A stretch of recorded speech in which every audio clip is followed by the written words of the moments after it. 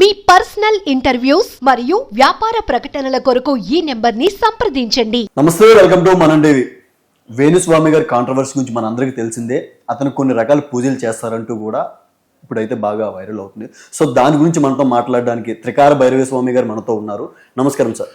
ఓం వాగర్ధావివ సంప్రక్తౌ వాగర్ధ ప్రతిపత్తయే జగతః పితరం వందే పార్వతీ పరమేశ్వరౌ.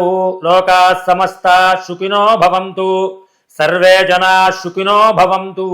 శుభమస్తు. Sir, Venu Swamy గారు ఎవరైతే ఉన్నారో అతను కొన్ని వామాచారం అంటే కొన్ని పూజలు అయితే చేస్తూ ఉంటారంట, సెలబ్రిటీలకు కానీ కొద్ది పొలిటికల్ బ్యాక్గ్రౌండ్ ఉన్న వాళ్ళకి కూడా. సో ఆ పూజలో ఏదైతే ఉందో వామాచారం అనే పూజలో అంటే నగ్నంగా మద్యం ఇంకా మాంసం ఏదైతే ఉందో వాటితో పూజలు చేస్తారంట. సార్, అలాంటి పూజలు ఉన్నాయి సార్ నిజంగానే? దాని గురించి ఒకసారి చెప్పండి. ముందుగా 50 మందికి తెలియజేసే విషయం ఏమిటయ్యా అంటే, ఒక వ్యక్తి గురించి కానీ లేదా వేణుస్వామి గారి గురించి కానీ అంటే మనం పక్కన పెడితే శాస్త్రబద్ధంగా ముందు పరిచయం చేసుకుందాం. అండపిండ బ్రహ్మాండ లోకాల్లో 3 విద్యలు ఉన్నాయండి. ఆ విద్యల్లో 1 మహావిద్య, 2 శాబరీ విద్య, 3 క్షుద్ర విద్య. ఈ 3 విద్యలు మాత్రమే అండపిండ బ్రహ్మాండ లోకాల్లో ఉన్నాయన్నమాట. అయితే గడిచిన యుగాల్లో ఈ శాబరీ విద్య, క్షుద్ర విద్య బాగా వాడబడిందండి. క్రమేణా కలియుగానికి వచ్చేటప్పటికీ వాటికి ఉన్నటువంటి శక్తులన్నీ కూడా అంతరించిపోయాయి. ప్రస్తుతం కలియుగంలో మహావిద్య మాత్రమే మనకి చక్కగా అంటే ఆది శంకరాచార్యులు వారు గురు పరంపర ఎవరైతే ఉన్నారో వారందరూ అనుసరించేది మహావిద్య. ఇదంతా కూడా దైవ సంబంధంగా మాత్రమే ఉంటుందండి. ఓకే సార్, అంటే వామాచారం అంటే ఆ విద్యకి వామాచారానికి ఏదైనా లింక్ ఉందంటారా? మహావిద్యకి వామాచారానికి ఎటువంటి పరిస్థితుల్లో కూడా సంబంధం లేదండి. ఓకే. ఈ వామాచార విద్య కూడా ఎక్కువగా మనం మాట్లాడుకుంటే ఉత్తర భారతదేశంలో ఎక్కువగా చేస్తూ ఉంటారు. అది కూడా వారికి తెలిసి తెలియని పరిజ్ఞానంతో చేస్తున్నారు. కలియుగంలో మాత్రం ఒక అనుసరించే తగ్గ పద్ధతి ఏదైనా ఉంటే అది మాత్రం మహావిద్య. అది కూడా దైవిక సంబంధంగా మాత్రమే ఆ పూజలు పునస్కారాలు అన్నీ కూడా ఉంటాయండి. మహావిద్య ఎట్లా చేస్తారు సార్? దానికి మహావిద్య అంటే ఇప్పుడు మనం దేవాలయానికి వెళ్తాం, అక్కడ శ్రీచక్రార్చన అంటారు. అంటే పంచోపచార పూజ, షోడశోపచార పూజ, చతుషష్ఠి యోగిని పూజ అని చెప్పి అవి దైవిక సంబంధంగా శాస్త్రాన్ని ఆధారంగా చేసుకుని అష్టాదశ పురాణాల్లో ఏ విధంగా చెప్పారో ఆ విధంగా మాత్రమే అవన్నీ అనుసరిస్తూ ఉంటారు. అది సాంప్రదాయం అండి. అంటే ఈ వామాచారం కూడా సాంప్రదాయంగానే వస్తుంది, ఆ శాస్త్రాల్లో కూడా ఉందంటూ కొంతమంది ప్రముఖులు అంటున్నారు. దాని గురించి ఏమంటారు? అది చాలా తప్పండి.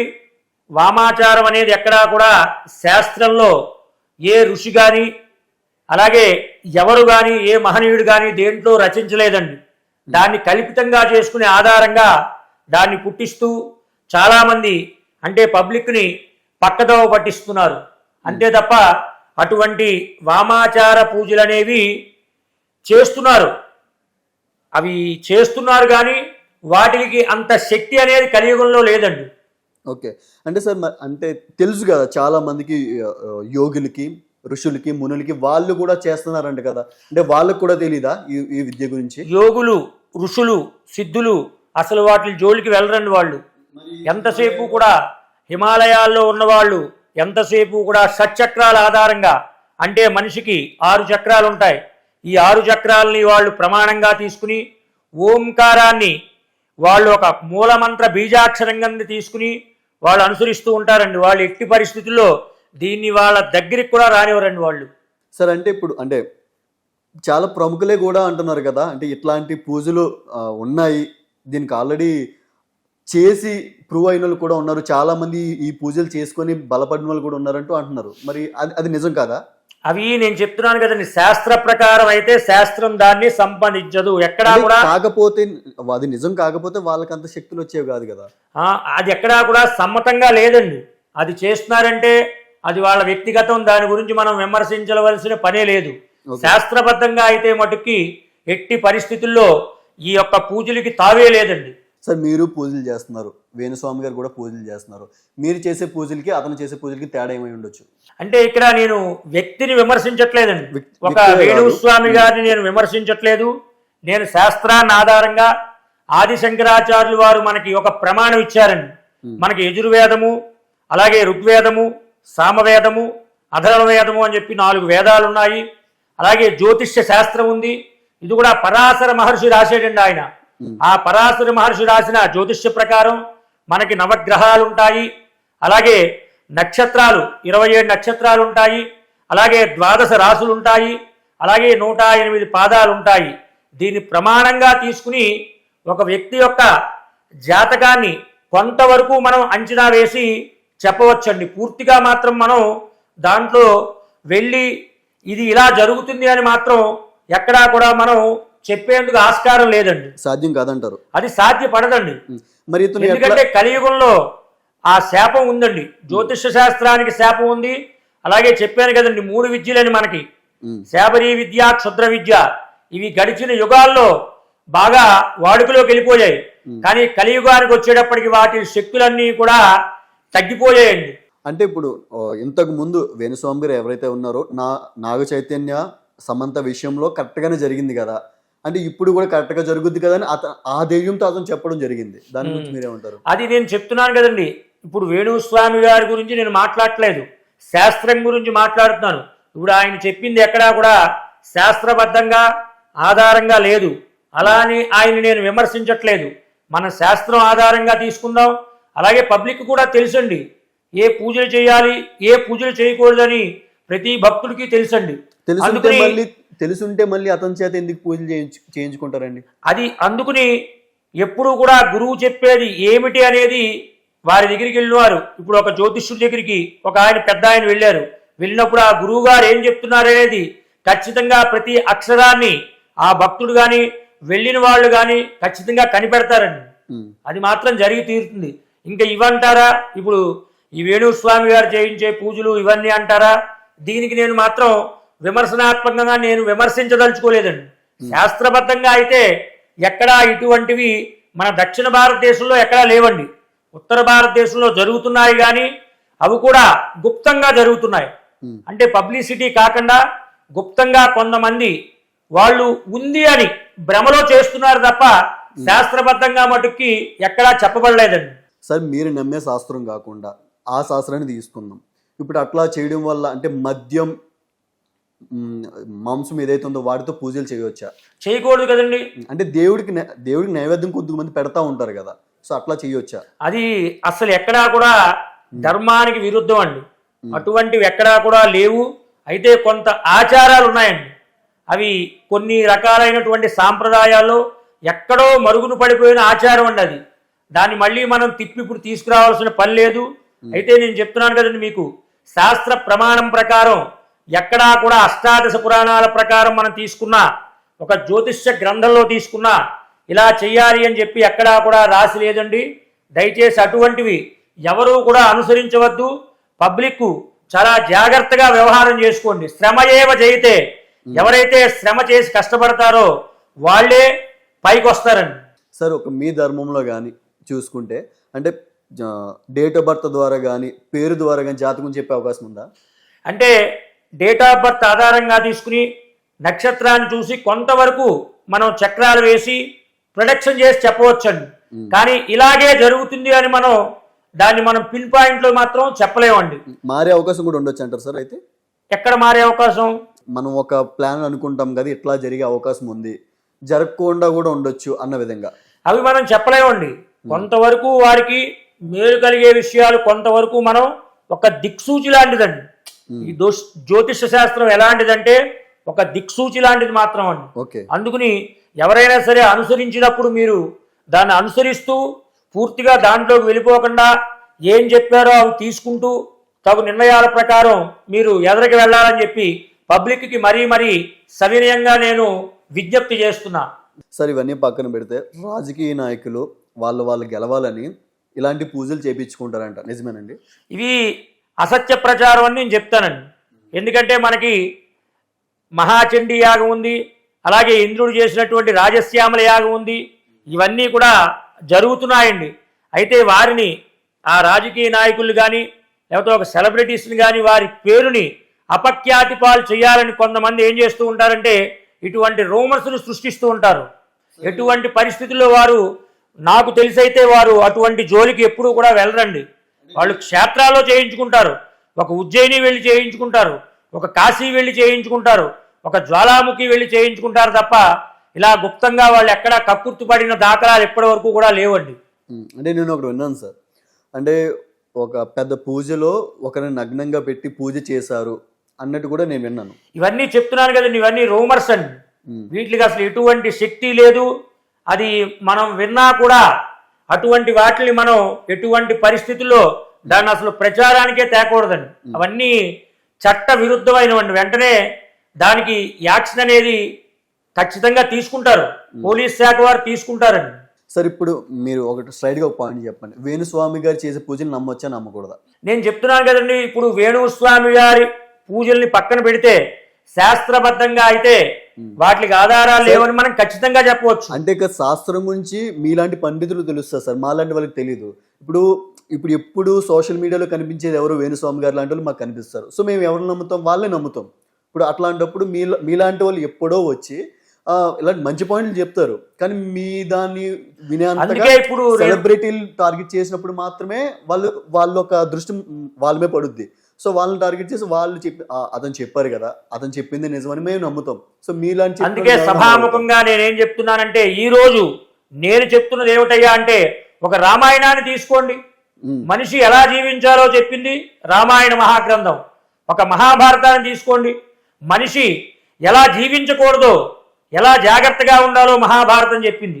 అలాగే ఒక భగవద్గీత తీసుకోండి, ఎలా బ్రతకాలి, ఎలా జీవించాలి, ఎలా జీవింపజేయాలి, సాటి మనిషిని ఎలా మనం ఈ సంఘంలో మనం ఉండాలి, మన కుటుంబాన్ని ఎలా అభివృద్ధి చేసుకోవాలి, మనం సాంఘికంగా ఏం సేవ చేయాలి, మానవ సేవే మాధవ సేవ, అలాగే విశ్వశాంతికై మనం ఏమేమి నిర్ణయాలు తీసుకోవాలి, అసలు మనం భూమి మీదకి ఎందుకు వచ్చాం, ఏ పని చేయడానికి వచ్చాం, లోక కళ్యాణం ఎలా చేయాలి తెలియజేసేటటువంటి ఈ 3 గ్రంథాలని కూడా అందరూ ఫాలో అయితే కనుక అసలు ఈ ఇష్యూలే రావండి మనకి. అంటే మీరు అలాంటి పూజ చేయాల్సిన పని లేదంటారు అయితే? అసలు ఖచ్చితంగా లేవు.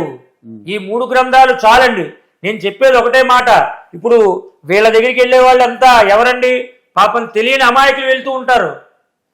ఈ ప్రొఫెసర్లు కానీ ఒక ఫిలాసఫీ ఫాలో చేసే వాళ్ళు ఎవరు కూడా వీటి జోలికే వెళ్ళరండి. కలియుగంలో కృషితో నాస్తి దుర్భిక్షం. మనం ఎంత శ్రమ చేస్తే శ్రమ మన ఆయుధం అయితే విజయం మన బానిస అవుతుందండి. శ్రమ చేసుకోవాలి చక్కగా. అంటే జ్యోతిష్యాన్ని నమ్మవద్దు అని నేను చెప్పట్లేదండి, దాన్ని ప్రమాణంగా మాత్రమే తీసుకోవాలి. కష్టపడాలి, మనిషి కష్టపడితే కానీ ఏ పనికి కూడా అక్కడ మనకి విలువ లేకుండా అయిపోతుందండి. అందుకని మెయిన్ ఫిలాసఫీని ఫాలో అవ్వాలి. ఆ ఫిలాసఫీ ప్రకారం వెళ్ళి ఎక్కువ పబ్లిక్కి చెప్పేది ఏంటంటే మీరు భగవద్గీతను బాగా చదవండి, రామాయణాన్ని అర్థం చేసుకోండి, మహాభారతాన్ని అర్థం చేసుకోండి. దైవికంగా రోజు స్నానం చేసి ఉదయాన్నే దేవాలయానికి వెళ్ళండి, ఆంజనేయ స్వామి దేవాలయానికి వెళ్ళండి. అక్కడ చక్కగా ఆంజనేయ స్వామి పూజ చేయించుకోండి, హనుమంతుడు పూజ చేయండి, అమ్మవారి దేవాలయానికి వెళ్ళండి, వెంకటేశ్వర స్వామి దేవాలయానికి వెళ్ళండి. ఆయనతో చెప్పుకోండి మీ బాధలు, దండం పెట్టుకుని అక్కడి నుంచి వచ్చేసేయండి. ఇంక ఇవన్నీ రావు కదండి. సార్ మీ దగ్గరికి వచ్చే వాళ్ళకి మీరు చెప్పే జాతకాలు ఏంటి సార్? అంటే ఎలాంటి పూజలు చేస్తారు మీరు? అంటే మేము ఇక్కడ పూజా సంబంధంగా మేము ఎప్పుడూ కూడా మీరు యజ్ఞం చేయించుకోండి, ఈ హోమం చేయించుకోండి అని చెప్పిన దాఖలాలు ఇప్పటివరకు లేదండి. అయ్యా మీరు చెయ్యండి, భగవంతుడి మీద భారం వేయండి, అదిగో అమ్మవారు అక్కడ ఉంది, దర్శనం చేసుకోండి, ఈ తగు జాగ్రత్త తీసుకోండి, ఈ ఉపవాసాన్ని పాటించండి, ఈ దానం ఇవ్వండి, ఈ రకంగా మీరు వర్తిస్తే మీరు చక్కగా జీవితం బాగుపడుతుందని చెప్తాను తప్ప ఈ పూజలు చేయించుకోండి, ఈ పూజలు చేయించుకుంటే రాత్రి మీరు దొరబాబు అవుతారు, లేకపోతే మీరు ఎలక్షన్లో నెగ్గుతారని చెప్పి ఎక్కడా కూడా దాఖలాలు లేవండి. హోమాలు కూడా అంతే అంటారు? అది శాస్త్రబద్ధంగానే లేదండి. హోమాలు కూడా అంతే. ఒక కేరళ వెళ్తే వాళ్ళు నిజంగా అంటే మీ గురించి తెలుసుకోవాల్సిన నాడీ గ్రంథాలు ఉంటాయి. ఒకవేళ తమిళనాడు వెళ్ళినా కూడా వాళ్ళు మీ గురించి ఏ సత్యం ఉన్నా కూడా వారు ఏం చేస్తారంటే నాలుగు మడత పెడతారు. అంటే ఆ సత్యాన్ని మీకు చెప్పరండి, నిజాన్ని దాచమని ఉంది అక్కడ. ఆ నిజాన్ని దాచి వారికి చక్కగా విషయాలు తెలియజేస్తూ వాళ్ళకి మన గురించి వాళ్ళకి ముందు తెలుస్తుంది సార్. అయితే అక్కడ గ్రంథాలు ఉన్నాయి కదండి, వేలిదేశుల కోవలు వెళ్తే మనం అక్కడ ప్రమాణంగా ఋషులు రాసినటువంటి గ్రంథాలు ఉన్నాయి. అక్కడికి వెళ్ళి మన థంబ్ ఇంప్రెస్ అంటే మన బొటనవేలు యొక్క ముద్ర వారికి ఇస్తే అక్కడ 3 రాత్రులు నిద్ర చేసిన తర్వాత మీకు సంబంధించిన గ్రంథం పట్టుకొచ్చి ఆ గ్రంథంలో తాత ముత్తాతలు ఎవరు, మీ వంశ చరిత్ర ఏంటి, మీ ఆయుష్ ప్రమాణం ఎంత అంతా దాంట్లో చెప్పుకొస్తారండి. ఇప్పటికీ అది వరల్డ్ ఫేమస్ కదండి, వేల్లేశ్వర కోవిల్ అని చెప్పి తమిళనాడులో ఉంది. అవును, విన్నాం. అదేంటంటే శాస్త్రం అన్నది. దాంట్లో ఇలా పూజలు చేయించుకో, ఈ పూజలు చేయించు, మద్యంతో చెయ్యనది అది ఉండదండి. ఋషులు ఎప్పుడో రాశారు దీని గురించి. మనకి సప్తమహర్షులు ఉన్నారండి, వాళ్ళు ఎప్పుడో ఈ శాస్త్రాలని కూడా రాశారు స్వామి.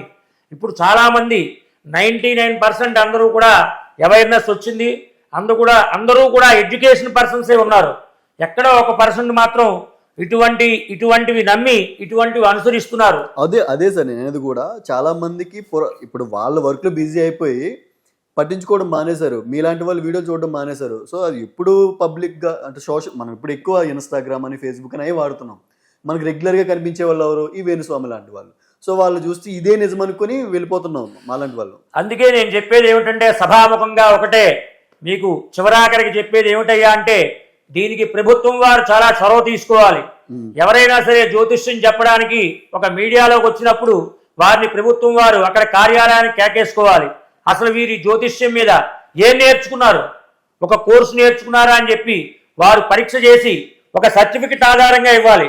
తెలంగాణ రాష్ట్రంలో నువ్వు జ్యోతిష్యం చెప్పుకోవచ్చు, మీకు అనుమతి ఇచ్చామని చెప్పి దేవాదాయ శాఖ వారు కానీ లేదా ఇతరత్ర ఇప్పుడు ఉన్నటువంటి సీఎం రేవంత్ రెడ్డి గారు ప్రత్యేకంగా ఒక శాఖ పెట్టి వారిని నియమించిన తర్వాత ఆ సర్టిఫికెట్ ఆధారంగా వారు చెప్పుకుంటే భక్తులు కూడా అడగాలి, ప్రభుత్వం వారు మీకు సర్టిఫికెట్ ఇచ్చారా, మీ దగ్గర మేము చెప్పుకుంటాం అని చెప్పి.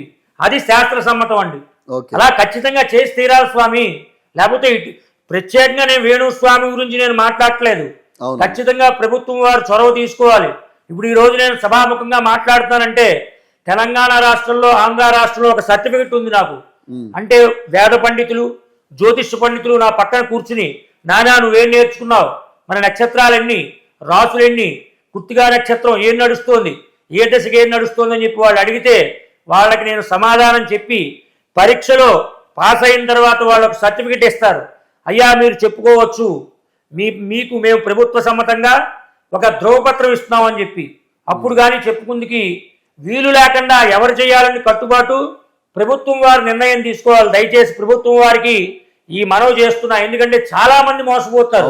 ఇప్పుడు మొన్న కూడా వచ్చారు సార్, రాళ్ళని, రంగురాళ్ళని, ఇంకా జాతకం జస్ట్ ఈ రేఖలు చూసి జాతకం చెప్తామని, కళ్ళు చూసి జాతకం చెప్తామని, ఇవన్నీ కూడా దయచేసి అసత్య ప్రచారాలండి. చాలా మనం 4-5 సంవత్సరాల ముందు చూసే ఉంటాం. ఒక ఇంట్లో డబ్బు పెట్టి ఒక ప్రముఖ వ్యక్తి అవి డబల్ అవుతాయని చెప్పి, త్రిబుల్ అవుతాయని చెప్పి పూజల్లో పెట్టి మోసపోయిన విషయం అందరికీ తెలిసిందే. అందుకు దయచేసి పబ్లిక్ గమనించండి. పబ్లిక్ మోసపోవద్దండి. ఎందుకు మోసపోతారు మీరు? వస్తూనే ఉంటారు. ఇప్పుడు నేను వేణుస్వామి గారి గురించి ప్రత్యేకంగా ఈ డిబేట్ లో మాట్లాడట్లేదు. ఆ వేణుస్వామి గారి గురించి నేను మాట్లాడట్లేదు. నేను మాట్లాడేది శాస్త్రం గురించి. ఆ జ్యోతిష్యుల్ని మీరు పరిశీలించండి, వెళ్ళండి. మీకు అయ్యా ఏం తెలుసు, మరి మీరు ఏం చెప్పగలుగుతారు అని గుడ్డిగా నమ్మద్దు. మీరు పరిశీలించుకోండి, వారు ఏం చెప్పగలుగుతారు, మనం ఏం చేయగలుగుతాం అని చెప్పి. పబ్లిక్ కూడా కొంచెం మీరు జాగ్రత్త తీసుకుంటే ఇటువంటి పొరపాట్లు ఎట్టి పరిస్థితుల్లో జరగవండి. ఎందుకంటే మూఢనమ్మకాలు పెరిగిపోతున్నాయి. హిందూ ధర్మం అవహేళన అయ్యే పరిస్థితి వచ్చేసిందండి ఈరోజు. హిందూ ధర్మాన్ని మన అందరం కూడా ఏకతాటిగా నడిపించేటటువంటి సమయం ఇప్పుడు వచ్చింది. కాబట్టి మనందరూ ఐక్యతగా ఉండి మన ధర్మాన్ని కాపాడుకోవాలి. ఇతర వాళ్ళకి అవహేళనగా మనం ఉండరాదండి. ఇది నేను సభాముఖంగా చెప్తున్నానండి. ఇది దయచేసి బ్రాడ్ మైండ్తో ఆలోచించి, బౌద్ధ ధర్మం చాలా గొప్పది. బుద్ధుడు నేను హిందువునని చెప్పాడు ఆయన. బుద్ధుడు సూత్రాలు చదువు, బుద్ధుడు గురునానక్ సూత్రాలు చదువు, కబీర్ దాస్ సూత్రాలు చదువు.